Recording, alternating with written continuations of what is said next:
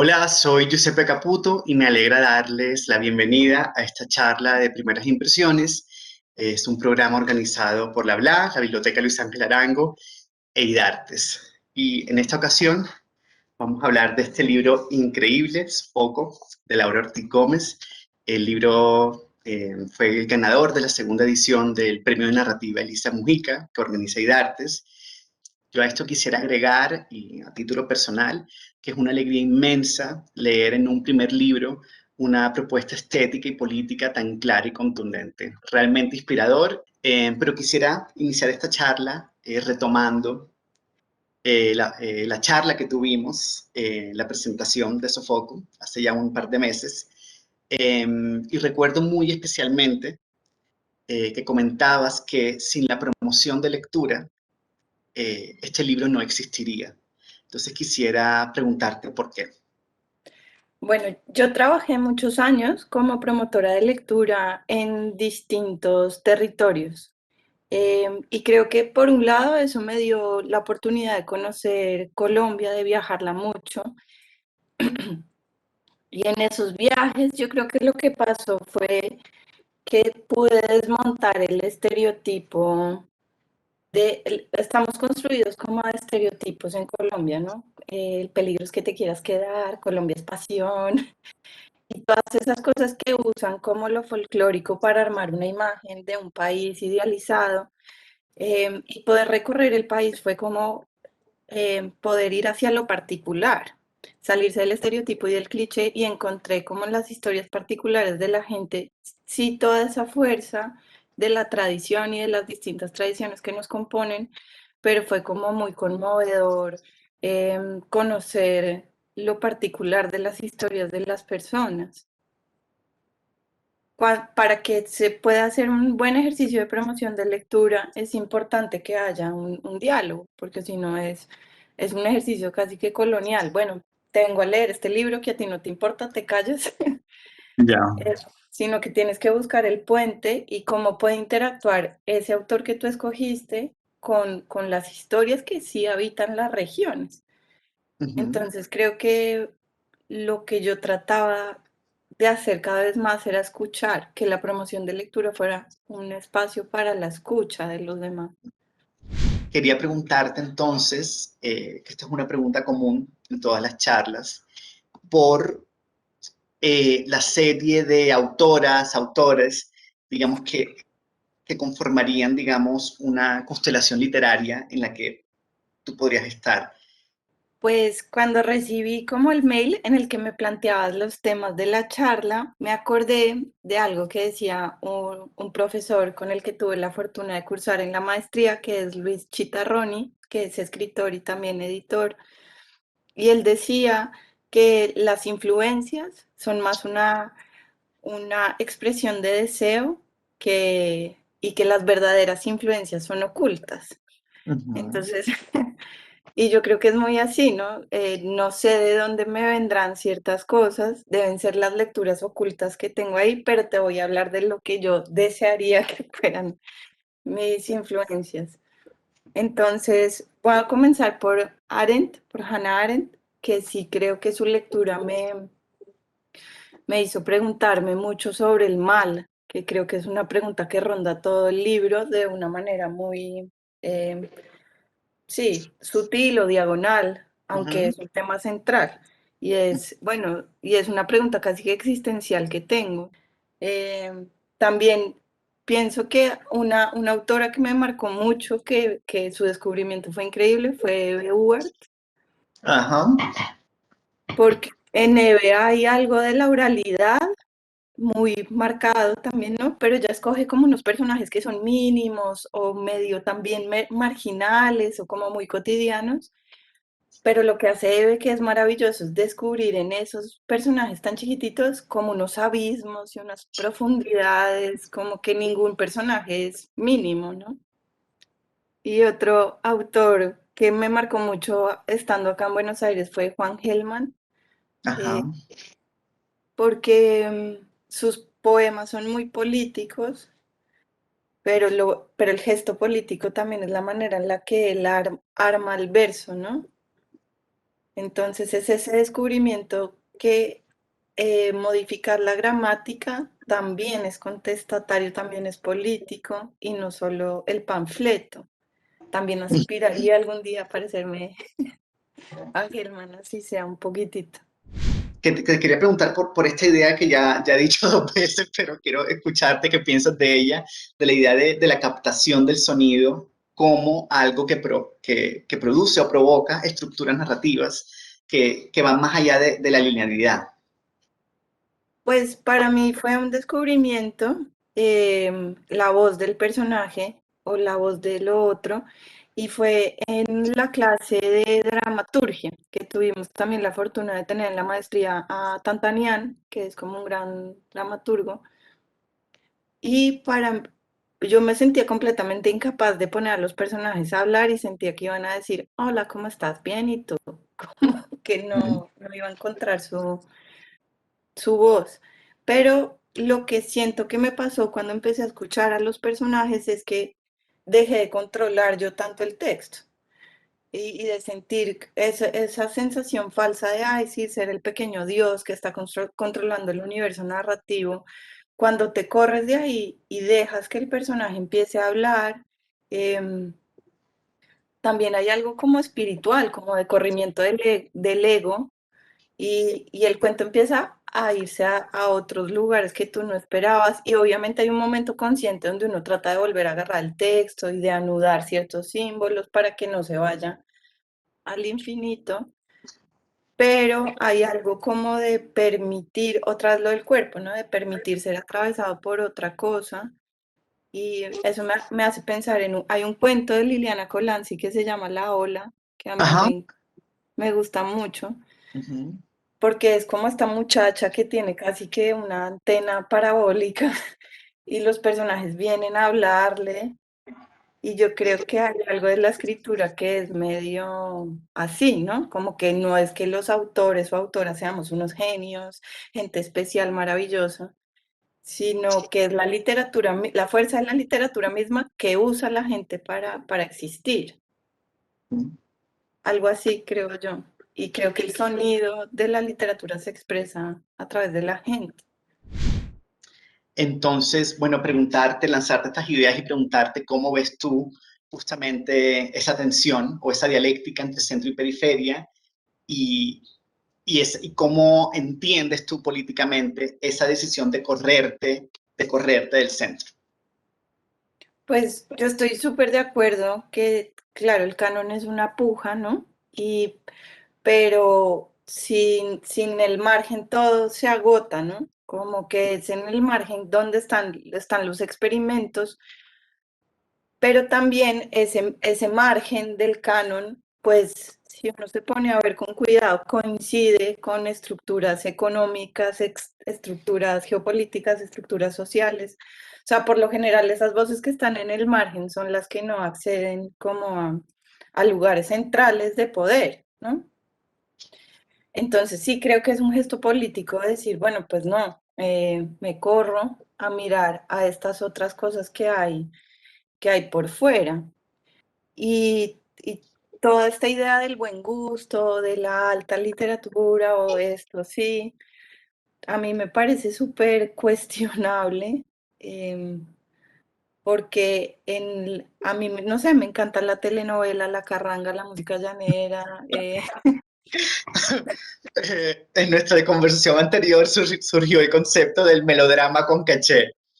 Sí, me encanta el melodrama, me encanta, porque creo que ahí hay también como unas estéticas muy potentes, ¿no? Y no es nada nuevo, pues Puig lo hizo, traer Ajá. cosas del melodrama y de la telenovela, em, pero incluso llevado un poco más allá, me parece interesante para desarmar esas jerarquías, ponerlas en diálogo. Entonces pensaba, digamos, en el manifiesto antropófago de Oswald de Andrade, que dice como, bueno, si somos unos caníbales, unos indios, unos ñeros, traguémonos a Freud, traguémonos toda la cultura occidental y canibalicémosla y hagamos otra cosa de esto.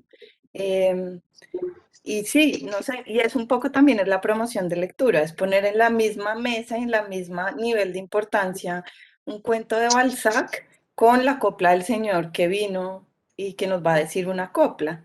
Y qué interesante puede suceder ahí cuando ya no le estás comiendo al centro o a la periferia, o qué pasaría si lo ponemos todo al mismo nivel. Es como mi utopía literaria.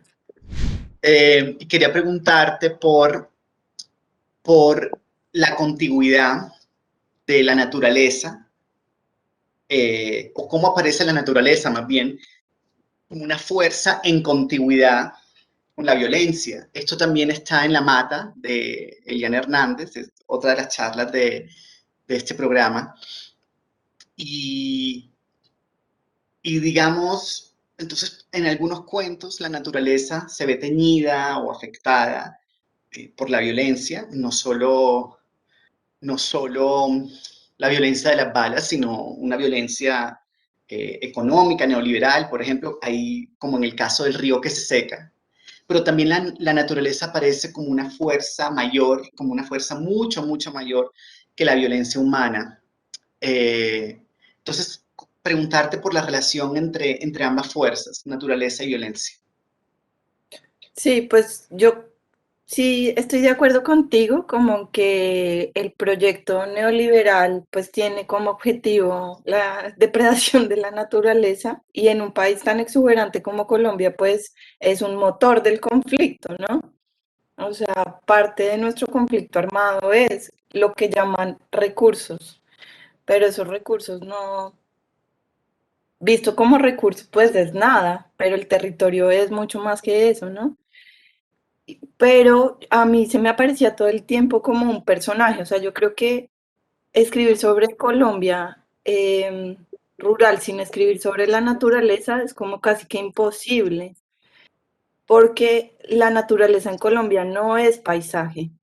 O sea, yo a veces veo esos documentales de W y veo, nunca fui a Europa, pero veo Europa por la tele y, y veo una naturaleza como más domesticada, siglos y siglos de habitar y bueno, a veces en una cosa medio armoniosa, no sé, el castillo, el lago, pero el trópico tiene una cosa de no ser paisaje, de estar todo el tiempo en un bullimiento de vida y muerte, de no domesticación y de otro lenguaje. Y creo Ujú. que eso se me aparecía todo el tiempo en la escritura de los cuentos, como hay algo que es anterior a la palabra, que es anterior a la cultura y que está bullendo ahí vivo y que va a intervenir de una manera u otra. No sé, en Colombia pasan cosas muy raras, digamos que a mí me pareció muy gracioso cuando se perdió Peñalosa en los cerros de Bogotá. Que Pero era como muy, no sé, todo el tiempo es así, es como que la naturaleza colombiana es un personaje muy gracioso y está interviniendo políticamente todo el tiempo y hablando y haciendo que sucedan cosas. Y también es la gran víctima, ¿no? La que quieren secar y explotar y Controlar, dominar. Ujú. Me sí, encanta que digas o que pienses la naturaleza como algo anterior a la palabra y como esta fuerza anterior a la palabra. Hiciste unos gestos con las manos que me hicieron pensar que también la violencia es eso. O sea, es decir, la violencia, estoy pensando en un libro de Lane Scarry que se llama El cuerpo y su dolor. La violencia para ella es esa fuerza que te devuelve a una etapa prelenguaje de gritos, de alaridos, etcétera. Y, y eso está en el libro, eso es parte del sofoco, ¿sí? Esos gritos, esos alaridos son parte del sofoco que le da título a todos los relatos. Em, pero lo que más me conmovió, y es algo que también yo siento que es una decisión de escritura, una decisión política, una decisión estética, que también está muy presente en los libros de este programa Primeras Impresiones, y es que así como la violencia deshace el mundo, como es en el caso del río que se seca, la violencia también lo rehace, es decir, instala unos códigos, unos valores propios de una cultura de la muerte. Pero ese deshacer y rehacer de la violencia, eh, o a pesar de ese deshacer y rehacer de la violencia que está en todo el libro, hay siempre, y como un contrapunto o como una resistencia, un nacimiento incesante a pesar de esa fuerza de muerte. Entonces es una vida que insiste en permanecer. Entonces preguntarte por si fue consciente esta decisión escritural para que sea la vida lo que se imponga en el libro. Pues bueno, el libro yo lo escribí como una manera de responderme a mí misma como preguntas. Y es que em, a mí el conflicto, pues no, no a mí, creo que a todos, nos es una gran pregunta y es como, bueno, y frente a esto, ¿qué? ¿Qué vamos a hacer? ¿Qué se puede hacer con tanto dolor? ¿Qué vamos a hacer? ¿La venganza es un camino? Sí, no, ¿cuándo yo me vengaría? Por ahí sí, no sé, nunca he estado en esa situación. ¿O vale la pena arriesgar la propia vida por saber, por la memoria en este momento que estamos ahora? ¿O vale la pena? O si te desmovilizas, digamos, entonces, ¿qué? Si sigue el mismo negocio con los mismos, ¿para qué? ¿No? Como un montón de preguntas. Y ahí lo pensaba, como dice Saer. Saer dice que la literatura es como una antropología especulativa, ¿no? Ajá, en el concepto de ficción, sí, ese libro me encanta. Uh-huh. Entonces yo pensaba en eso, ¿no? Como mis personajes no es como uno debe ser o son, ¿sí? Sino como puedan ser. Pero yo los empezaba a conocer y me interesaba conocerlos como desde su fisura, desde su grieta, desde su ternura. Y ya luego, por más que estuvieran en ese concepto o en ese contexto de violencia, pues de alguna manera yo los quería proteger. Entonces creo que no hay algo tanto de una propuesta filosófica que yo esté haciendo, más que una cosa como un sentimentalismo que fui desarrollando con los personajes, de, bueno, son gente re frágil y re tierna, ¿qué hago? ¿Qué hago cuando estas personas están en este contexto? Pero es un poco la sensación que a mí me daba cuando yo viajaba por Colombia, que todo el mundo era tierno en su centro y frágil, pero también muy recio. Y era una contradicción muy terrible. A mí me generaba muchas preguntas porque yo decía, pero este país, ¿qué? O sea, ¿por qué está en guerra? Si la persona, si lo que hay es una solidaridad inmensa y si la gente es tan tremendamente humana, tierna y quiénes son entonces los que están mandando a matar o quiénes somos o como qué está pasando acá y cómo, no sé, entonces creo que no fueron decisiones tan racionales en el sentido de no voy a fetichizar la violencia, sino que fueron más bien como decisiones que me planteaban los personajes o preguntas que me planteaban los personajes a mí, Uh-huh. pero siempre reconociendo que eran personajes muy dignos. Uh-huh. Ay, qué hermoso. Bueno, una última pregunta para empezar a despedirnos y es eh, por la escritura del fragmento. Hay una escena muy, pues, muy impresionante en el primero de los cuentos de Sofoco, una imagen fragmento que recuerdo especialmente, y es cuando Aita, la protagonista, habla de lo impactante que puede ser encontrar una mano sin cuerpo. Entonces ella dice que esa mano hace que el cuerpo que falta se haga aún más presente y se haga gigante. Y por supuesto, eso le está hablando a la brutalidad de la mutilación, desde el desmembramiento. Noticias recientes pues en Colombia nos han regresado, otra vez pensando en Santiago, en, en la cabeza sin cuerpo, en la brutalidad del cuerpo desmembrado. Pero también está la idea, o podemos pensar el fragmento como una intuición de la totalidad. Entonces, claro, este fragmento o este cuento a raíz de las noticias más recientes, pues cobraron como otro sentido. eh, y bueno, preguntarte cómo pensaste tú eh, el fragmento en términos de brutalidad, pero también en términos eh, de la escritura. Sí, pues es que esas cosas, volviendo al tema de la violencia que tú decías, que es el grito, es lo que no se puede narrar, es lo que es anterior al lenguaje, o sea, ese tipo de actos que superan todo, sí, superan al lenguaje, no se puede decir nada sobre eso, solo es el horror mismo, es lo abyecto, ¿y frente a esto qué? Desarmemos todo, la historia, la civilización, la cultura, los tejidos, no valen ni mierda todo lo que hemos hecho si seguimos aquí frente a este horror, ¿no?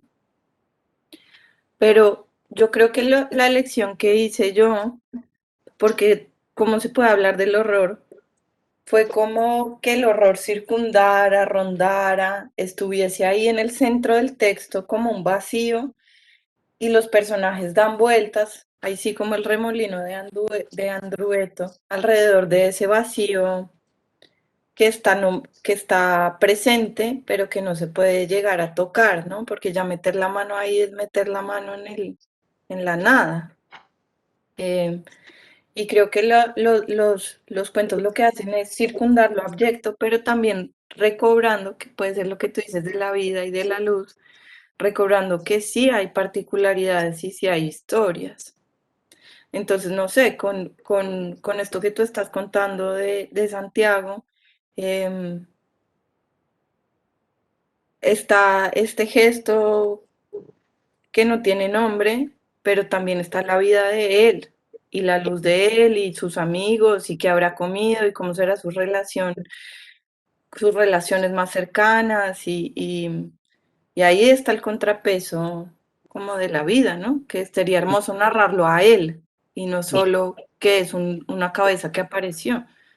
Así es. Ujú. Em, bueno, yo creo que con esa reflexión podemos terminar. Me gustaría pedirte si puedes leer un fragmento y ya con eso sí nos despedimos. Bueno, les voy a leer un fragmento del cuento Esperar a la luz. Y este fragmento me gusta porque es una especie de venganza desde la palabra o una venganza de la naturaleza. Entonces lo voy a leer. El odio tan justo frente a lo injusto, tan impotente y desproporcionado. El odio y su ineficacia. Si el amor no hubiera existido, teníamos que inventarlo. Vas a morir, Flower Jair. Desde que comenzó este cuento lo sabemos. Te vas a arrojar dentro de la laguna. Vas a caer en ella como la estrella que fue Juan Tama, padre primero del pueblo Nasa. Ya el agua helada te moja los talones. Escalofríos. Habrá luna llena. Corregirás el gran equívoco del tiempo que eres. El uno se entrega al cero. No te llorará nadie, gran libertador del río, ni siquiera yo. Los suicidios no suelen tener testigos. Voy a cerrar los ojos por pudor. Suena tu entrada en el lago, suena tu voluntad matando a tu instinto de vida, suenan los violetas y azules de tu piel, suena el agua entrando a los pulmones, suena el peso de tu cuerpo contra el lecho de la laguna, suena la lluvia, suena el Cauca enfurecido, suena el espesor genealógico de los indios del Cauca, generaciones de nadies sobre nadies. Suena cobrizo el frío. Juan Tama sacó el mundo de una laguna, metía la mano y sacaba alimento y libro y voz. Flower Jair, mírate, eres el Cauca. Puedes decir, por ejemplo, yo río. Corre, corre, inúndalos a todos. Llévate casas, pedazos de niños, carros, inunda fosas, haz que las vacas floten, rompe cultivos, hazte sentir ahora que no existes. Corre, Flower Jair, y llévate contigo cosas putrefactas, gritos, miserias, zapaticos, lámparas, marranos, televisores, la sonrisa de la niña en el primer cumpleaños, Biblias, calendarios, el primer brote de la cosecha, fosas comunes, 6 cachorros de jaguar. Inunda 6 siglos de mierda. Llévate a Jesús, a los violadores y los políticos. Yo río, yo nadie, hijo de mis hijos, padre de mis hermanos, no tengo memoria ni tengo edad. Yo, fango cíclico de la guerra, yo silencio, todo yo, río. Después de esa imagen mencionada al inicio del río seco, me encanta que terminemos con esta imagen de un río en toda su fuerza y vitalidad y vida. Muchas gracias, Laura. Una alegría volver a conversar contigo, que siga la conversación siempre y cada vez me siento más cerquita de ti. Así que bueno, que siga esto. Ay, gracias. Gracias a ti por este espacio, a la biblioteca Luis Ángel Arango y Dartes. Y qué lindo que se abran espacios para estas voces que no están centrales en el canon, pero que, no sé, traen cosas. Trae muchas cosas. Así es. Gracias, Laura. No, gracias a ti.